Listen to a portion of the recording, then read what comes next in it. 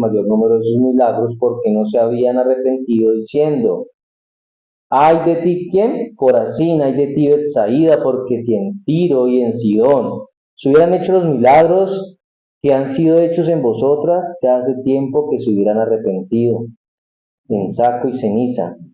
Por tanto os digo que en el día del juicio habrá más tolerancia para Tiro y para Sidón que para vosotras. Y tú, Capernaum, que eres levantada hasta el cielo y hasta el Hades, serás abatida. Porque si en Sodoma se hubieran hecho los milagros que han sido hechos en ti, habría permanecido hasta el día de hoy. Por tanto os digo que en el día del juicio habrá más tolerancia para la tierra de Sodoma que para ti. Dice hay otra versión que dice, el castigo será más, el juicio ese día será más tolerable. El tema de hoy lo hemos llamado cuando la luz rechazada se convierte en juicio. Cuando la luz rechazada se convierte en juicio. Entonces, a veces una invitación para algo bueno, cuando no se acepta, puede convertirse en algo malo. Es decir, puede traer una consecuencia. Y esa consecuencia se viene por la costumbre. Y si lo vemos desde el punto de vista cristiano, el peligro que muchas personas hoy corren es el de acostumbrarse a lo sagrado. ¿Cómo así? No hay solamente una cosa que puede llegar a ser más peligrosa para un creyente que la abierta rebelión en contra de Dios. Hay creyentes o personas también que no son creyentes que están rebelados abiertamente contra Dios porque no hacen la voluntad de Dios, hacen todo lo contrario. Cuando yo hago todo lo contrario a lo que Dios pide, estoy en rebelión con Él, estoy de rebelde, estoy desobedeciendo. Pero hay algo que es más peligroso que eso, y es la familiaridad sin arrepentimiento. Esas personas que están acostumbradas a ir a una iglesia, que están acostumbradas a escuchar de Dios, que están acostumbradas porque les gusta, pero no se han arrepentido. Y un ejemplo muy claro es las personas que asisten a la religión tradicional.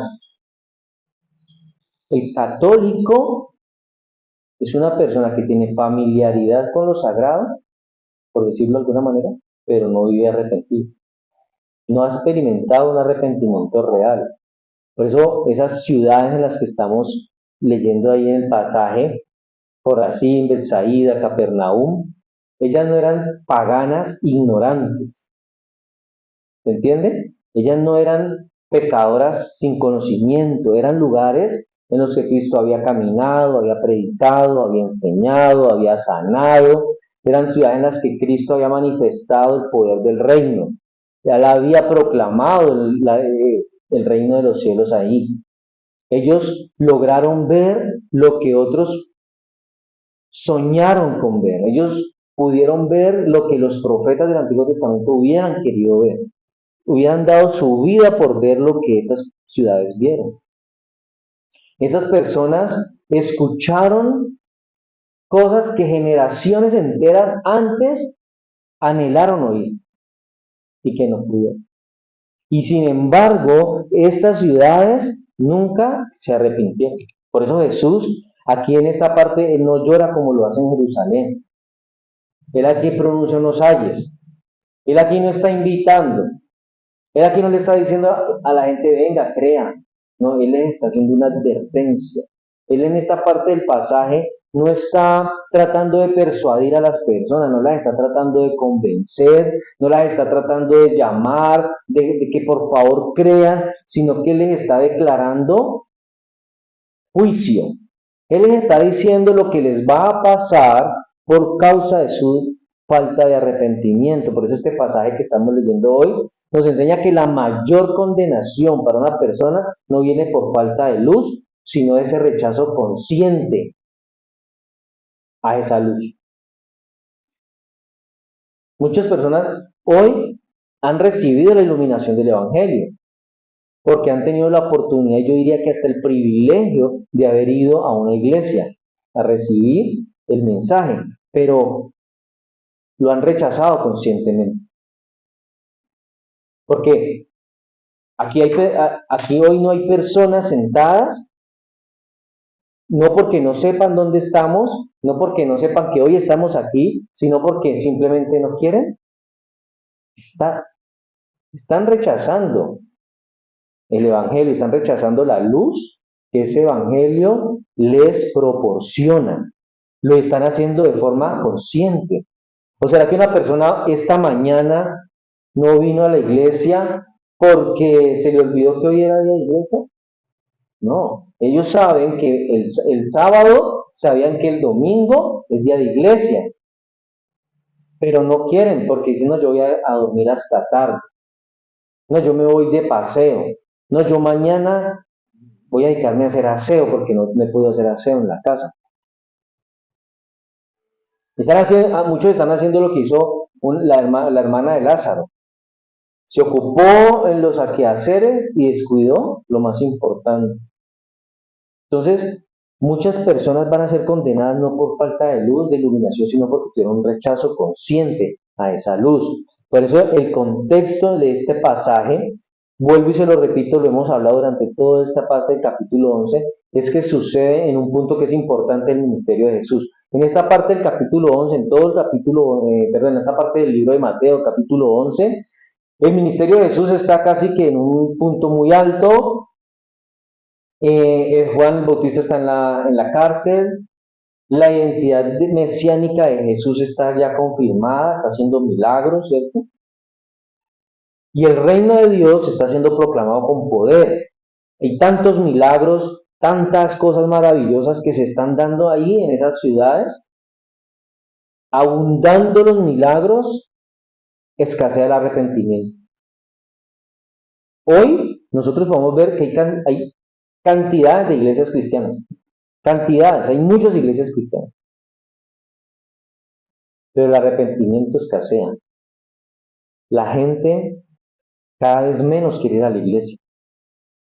Y no porque no haya quien les predique, no porque haya quien les hable, sino porque están inmersos en un rechazo consciente al Evangelio, a la luz del Evangelio. Corazín, Betsaída y Capernaum estaban ubicadas en una región que se llama Galilea. Y esta es una región, como acabé de decir, saturada de la actividad mesiánica, es decir, las obras de Jesús que hizo, ¿cierto?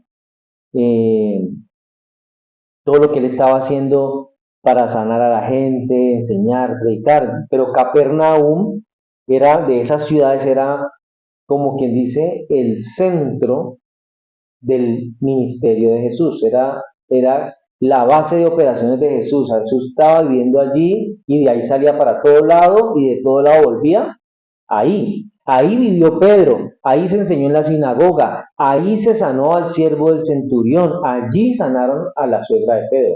Y aún así, las personas de esa ciudad no se arrepentían. Cosas importantes sucedieron en esas ciudades. Cosas importantes han sucedido en estos tiempos. Y las personas aún así no se arrepienten. El primer punto es el juicio comienza donde la revelación fue mayor, verso 20. El juicio comienza donde la revelación fue mayor, dice el verso 20. Entonces comenzó a reconvenir a las ciudades en las cuales había hecho muchos de sus milagros porque no se habían arrepentido. La Nueva Versión Internacional dice, entonces comenzó Jesús a denunciar a las ciudades en que había hecho la mayor parte de sus milagros porque no se habían arrepentido. Él las está denunciando, él está llamando la atención. ¿Por qué? Porque el problema de estas ciudades no fue la ignorancia, sino la resistencia. No fue que ellos no hubieran tenido la evidencia, sino que tuvieron dureza de corazón. Hoy en día no falta evidencia de que Jesús existe, de que Jesús vino, de que Jesús hizo muchas cosas y que hoy todavía Dios sigue actuando en la vida de las personas. Hay evidencia, pero la gente tiene endurecido el corazón. Por eso desde nuestra perspectiva reformada, esto que estamos viendo en el verso 20 nos recuerda que los milagros no regeneran el corazón. Una persona puede ver cuántas cosas increíbles hemos visto o alguien ha visto de que una persona se sanó, ya estaba más allá que acá y de repente se sanó, pero esa persona no se convirtió a Cristo. O las personas que estuvieron alrededor, que fueron testigos de esa situación, esa persona no se convirtieron a Cristo y vieron un milagro. En la historia del rico y de Lázaro, dice en Lucas 16:31, mas Abraham le dijo, si no oyen a Moisés y a los profetas, tampoco se persuadirán, aunque alguno se levante de los muertos. Puede haber un milagro, algo maravilloso, sorprendente, pero eso no va a hacer que el corazón de una persona sea regenerado y pueda venir a Cristo. Eso no va a pasar. Por eso, aún este pasaje de Lucas 16 es clave porque está negando explícitamente el poder regenerador de un milagro en la vida de una persona. Así sea el milagro más extraordinario. Es que ya tenemos milagros extraordinarios. El planeta, todos los planetas suspendidos casi que en la nada, girando alrededor del Sol. Eso es un milagro. Pero las personas no quieren creer. Jesús está diciendo que la incredulidad no se vence con señales, sino con la palabra de Dios. La evidencia que se pueda tener externa no vence la depravación interna. El corazón es un corazón depravado, el corazón del hombre. Dice Jeremías 17:9, engañoso es el corazón más que todas las cosas y perverso. ¿Quién lo conocerá? Nosotros podemos llegar a hacer cosas que nosotros mismos no hubiéramos creído que hubiéramos sido capaces de hacerlas, tanto buenas como malas. Así que no es la falta de la evidencia, sino la condición corrupta del corazón del hombre, esa depravación interna que ha distorsionado toda evidencia externa del poder de Dios. Por eso una persona no acepta hoy a Cristo, no porque no haya evidencia, no porque no haya algo que le demuestre que necesita de Cristo, sino porque esa persona ha distorsionado esa evidencia por la depravación que tiene en su corazón. Ahora, la gracia es eficaz, pero no es solamente informativa. ¿Sí? Es eficaz, no es solamente informativa. Juan 6:44 dice, ninguno puede venir a mí si el Padre que me envió no le trajere y yo le resucitaré en el día postrero. ¿Qué quiere decir esto? La gracia no solamente nos informa o nos invita, la gracia actúa eficazmente en el corazón de la persona. Por eso dice que nadie puede venir a mí si el Padre que me envió no le trajere. Tiene que pasar algo en la vida de la persona, en ese corazón tiene que suceder algo, porque si no esa persona no va a venir a Cristo. Es una acción efectiva, pero es una acción divina, que al final produce un resultado deseado. ¿Cuál es? El arrepentimiento, la fe en Cristo.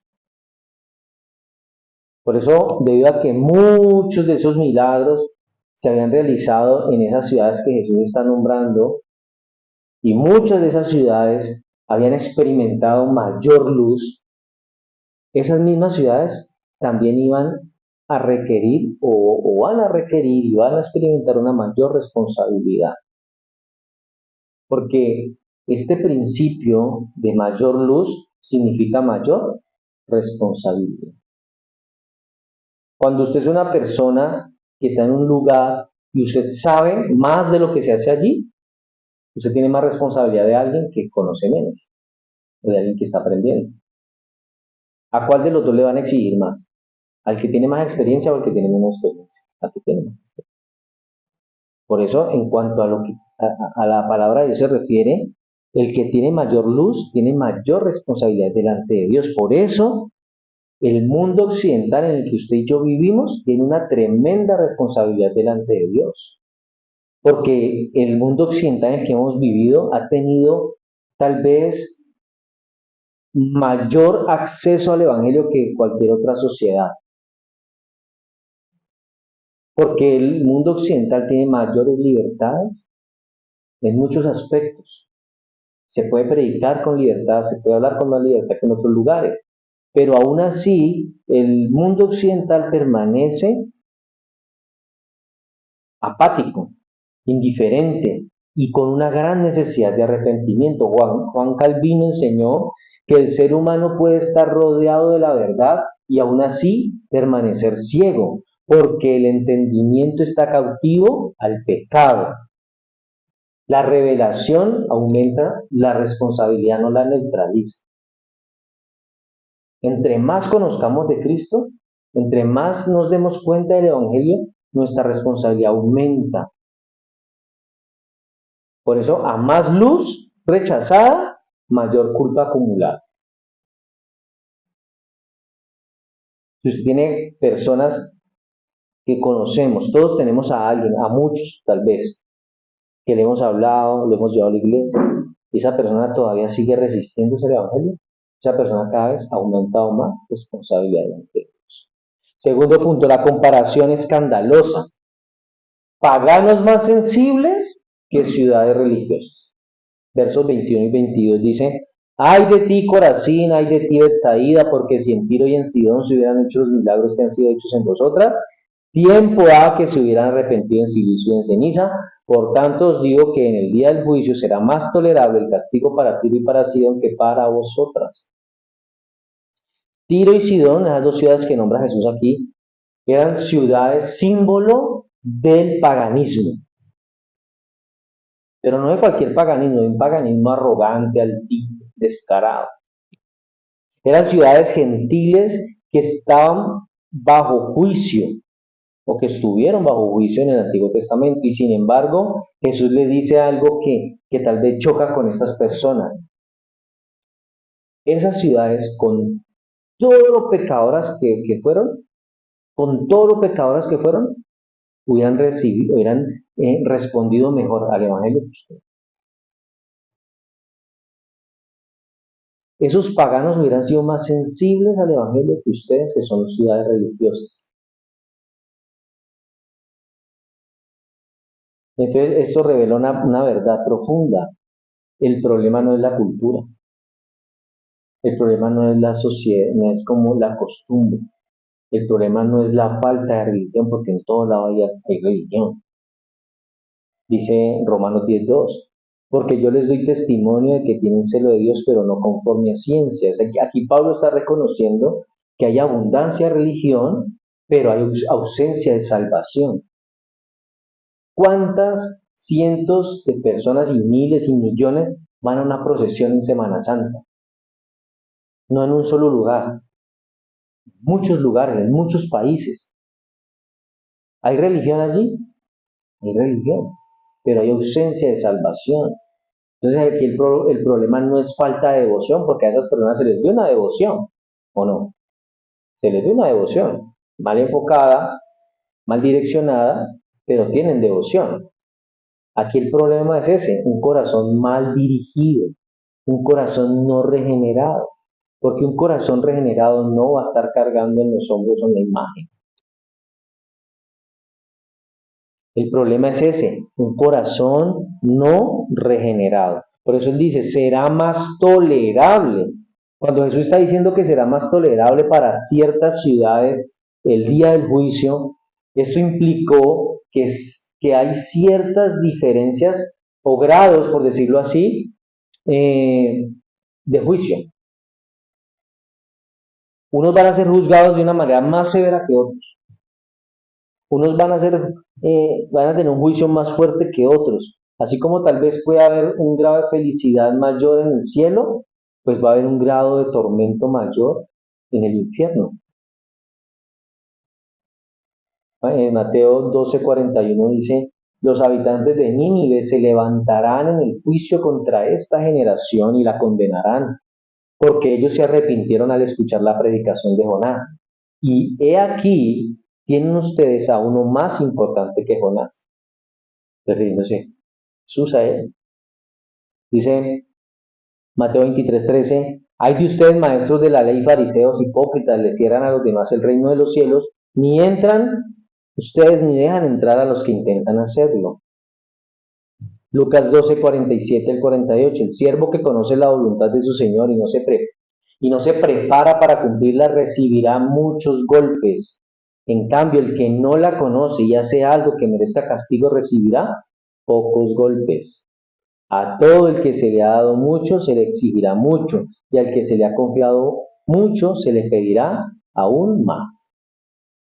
Ese era un punto que Pablo entendía súper bien en Romanos 1:20, porque desde la creación del mundo las cualidades invisibles de Dios, es decir, su eterno poder y naturaleza divina, se perciben claramente a través de todo lo que Él creó, de modo que nadie tiene excusa. A medida que recibimos más conocimiento del Señor, vamos a tener mayor responsabilidad, mayor castigo para los que no obedecieron y tal vez mayor felicidad para los que sí lo hicieron. Las implicaciones para la cristiandad occidental son serias en el día del juicio. Dice un comentarista bíblico, si los turcos y los tártaros serán condenados, los cristianos depravados serán doblemente condenados. Yo siempre he escuchado que cuando un creyente ha bautizado, aceptó a Cristo, se bautizó, pero se fue para el mundo, su castigo va a ser peor que el que no se bautizó, pero que también se escuchó. Charles Spurgeon decía, en esencia, que es posible endurecerse más bajo el Evangelio que bajo la ley, porque la gracia rechazada produce una culpa más grave que la ignorancia.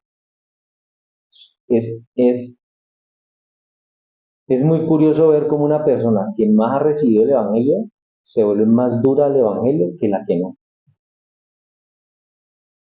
Una persona que ya ha ido a la iglesia, que tal vez ha estado un tiempo en la iglesia, pero que está apartada porque no quiere ir, porque no quiere caminar en fe, porque no quiere vivir en arrepentimiento, porque no quiere vivir en obediencia, esa persona, el corazón es más duro que una que nunca ha ido a la iglesia, que ha escuchado, porque todos han escuchado de Dios de una forma u otra, pero no han querido ir a la iglesia. Esos tienen un corazón menos duro que el que sí lo ha hecho. En un lenguaje más popular, el que ha ido a la iglesia y no va, es más, tiene más requeñeques, ¿no? Tiene más resabios que el que no ha caído. Así que no hay nada más peligroso que oír el Evangelio muchas veces y no responder. Punto 3. El orgullo espiritual. Exaltados hasta el cielo. Dice, y tú, Capernaum, que es levantada hasta el cielo, hasta el Hades serás abatida, porque si en Sodoma se hubieran hecho los milagros que han sido hechos en ti, habría permanecido hasta el día de hoy. Capernaum, dice Charles Spurgeon, su propia ciudad, la ciudad donde mantenía a Jesús, donde más hizo cosas, donde era su cuartel, podemos decir que era el cuartel general del ejército de salvación, porque ahí es donde estaba él con sus 12 apóstoles, de donde salían a la misión. Esa ciudad había escuchado y visto al Hijo de Dios. Por eso él se lamentaba, Cristo se lamentaba al ver que Capernaum seguía tan endurecido como siempre. Capernaum creyó estar segura porque se sintió con un privilegio. ¿Cuál fue el privilegio que Capernaum sentía? Tener a Jesús ahí, predicando, sanando, enseñando, manifestaciones grandiosas del poder. Y ellas decían, no, pues si aquí está Jesús, entonces estamos bien. Pero Jesús les desenmascara esa ilusión, les quita ese pensamiento y vemos que ese privilegio espiritual sin humildad conduce al juicio y no a la salvación.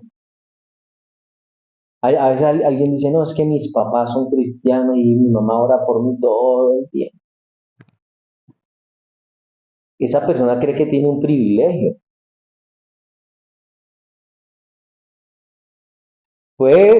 Siempre es un privilegio que alguien esté orando por uno. Qué bueno. Y hasta cierto punto Dios va a escuchar muchas de esas oraciones, pero hay otras que tal vez no es que no las escuche, sino que es que no aplican.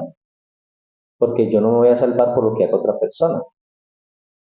Martín Lutero insistía en que el mayor enemigo del Evangelio no era el ateísmo, sino la falsa seguridad religiosa. Pensar que por estar cerca de las cosas de Dios íbamos a estar bien con Dios.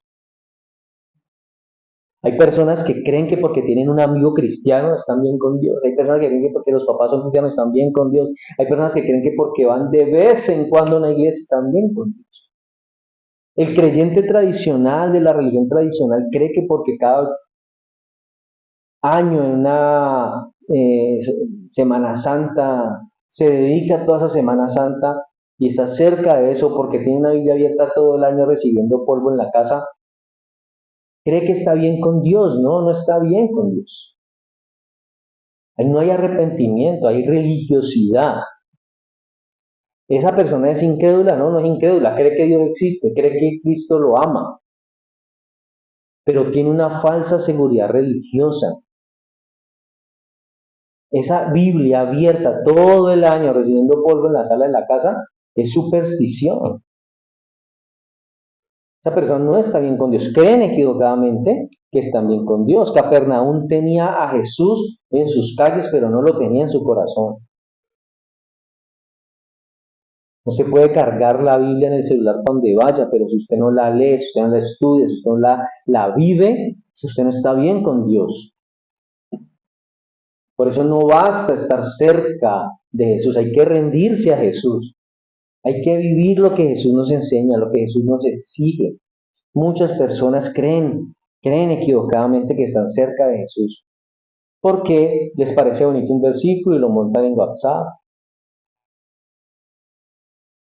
porque por ahí de vez en cuando escuchan la dosis diaria, porque a veces por allá de vez en cuando, una vez al año fueron a la iglesia. Esas personas creen que están cerca de Jesús. Esas personas dicen, no, es que yo oro, yo le pido a Dios, yo oro antes de acostarme, yo me levanto por la mañana y oro. Creen que están cerca de Jesús, pero no tienen una vida rendida a Jesús. Son dos cosas muy diferentes. Cuarto, un juicio más tolerable. Aquí está hablando la severidad proporcional de Dios, verso 24. Por tanto os digo que en el día del juicio será más tolerable el castigo para la tierra de Sodoma que para ti. Y aquí está destruyendo dos mitos esos. Y el primer mito es que todos los castigos van a ser iguales. Ese es el primer mito que el Señor aquí está destruyendo. No todos los mitos, no todos los castigos o todos los juicios van a ser iguales. Por eso Él está diciendo aquí, va a ser el juicio para Sodoma. ¿Usted cree que va a ser poquito? Va a ser fuerte, pero aún así va a ser más tolerable que el de esta ciudad. Porque esta ciudad no tuvo a Cristo, no lo escuchó, no lo vio. Otro mito que se estudia es que Dios juzga sin considerar la luz recibida. Es como que dijéramos que Dios va a juzgar a una persona independientemente de lo que recibió o no. Dios sabe cuánto tú recibiste de la palabra y sabe usted cuánto no recibió. Ambos pecaron, pero uno que recibió más, y al que recibió más se le exige. Por eso podemos darnos cuenta que Dios es perfectamente justo y por eso el juicio es proporcional. Leímos el pasaje ahora de Lucas 12, 47, 48. ¿Cierto? Que aquel siervo que conociendo la voluntad del Señor no se preparó, recibirá mucho azote, una vez que sin conocerla hizo bien cosas dignas de azote, será azotado poco. Entonces Jesús está enseñando que hay una diferencia en el castigo que está basada en el conocimiento y en la responsabilidad. Hay una parte de la Biblia que dice que mejor hubiera sido que no conociera. Sí, mejor es que se ate una piedra al cuello y se tire al mar, porque haber conocido y no actuar en consecuencia es más pecado. Por eso la gente debe ser muy consciente de que al momento de que reciba de la palabra y que empiece a conocer de la palabra, empieza a tener un grado mayor de responsabilidad. El juicio, ¿qué significa esto? Que el juicio es proporcional. El castigo es proporcional y no va a ser el mismo castigo para todos. Porque si una persona a los ojos de nosotros es buena persona, porque fue responsable, pagaba sus impuestos, era buen papá, buen hijo, buen esposo, pero nunca se arrepintió, ¿era pecador o no era pecador? Era pecador. Pero ese pecador es igual que uno que si mató, estafó, hizo cosas horribles, ¿no? Entonces este va a tener un castigo más fuerte. Por eso el juicio es proporcional, no es uniforme, no es igual para todo el mundo. Esa revelación que usted ha recibido aumenta su responsabilidad moral delante de Dios. Por eso en ese pasaje de Lucas 12:48 en la segunda parte dice que a todo aquel a quien se le haya dado mucho, mucho se le demandará, y al que mucho se le haya confiado, más se le pedirá. Jesús establece este principio aquí de forma explícita. Mayor revelación implica mayor responsabilidad, por lo tanto implica mayor juicio. Mayor juicio.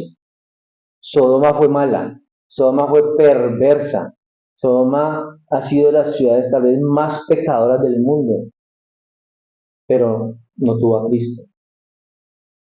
Jesús no caminó por sus calles, no predicó por sus calles, no enseñó, no sanó, no compartió con personas. Por eso el infierno sí es real para todos, pero no va a ser igual para todos.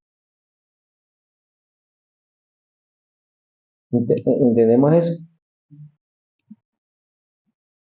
El infierno es real para todos, pero no va a ser igual para todos. En conclusión,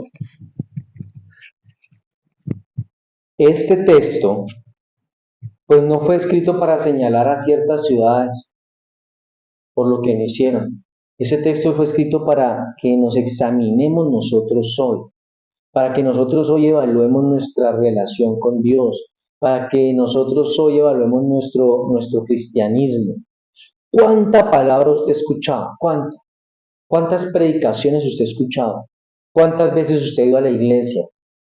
¿Cuántas veces usted ha sido confrontado con la palabra? ¿Cuántas advertencias usted ha ignorado? ¿Cuántas veces usted ha postergado la gracia? No, yo no voy a ir ahora a la iglesia. Yo voy más adelante. Ahorita estoy muy ocupado, ahorita tengo mucho trabajo, ahorita estoy muy joven, me falta disfrutar, me falta conocer gente, me falta experimentar cosas porque yo sé que cuando vaya a la iglesia tengo que dejar eso.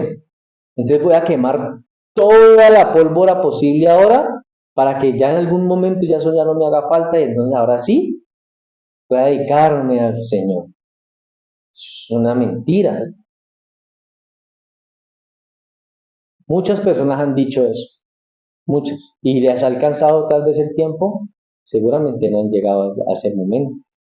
Entonces, ¿cuánta palabra usted ha escuchado hoy que usted ha ignorado? ¿Cuántas veces ha sido confrontado y no ha dado el paso de arrepentimiento? ¿Cuántas advertencias usted ha recibido pero usted las sigue ignorando? El mayor peligro entonces hoy no es rechazar simplemente a Cristo de forma violenta, como hay personas que tal vez les cierran la puerta en la cara a un cristiano cuando le va a hablar del Señor. El peligro hoy de muchas personas es posponer, procrastinar ese arrepentimiento, pero haciéndolo de forma educada. Mucha gente hoy lo hace de forma educada. Sí, te aceptan una invitación a la iglesia, van y salen de ahí y nunca más vuelven. Te rechazaron educadamente. Tal vez ya fueron, sí, vamos a ver, igual eso no se me quita nada. Y están posponiendo su arrepentimiento educadamente. Charles Spurgeon dijo que el mismo sol que derrite la cera endurece el barro. Yo cuando estaba estructurando el pasaje de mesa y me encuentro esta frase, a mí me estallaba porque es una frase profunda.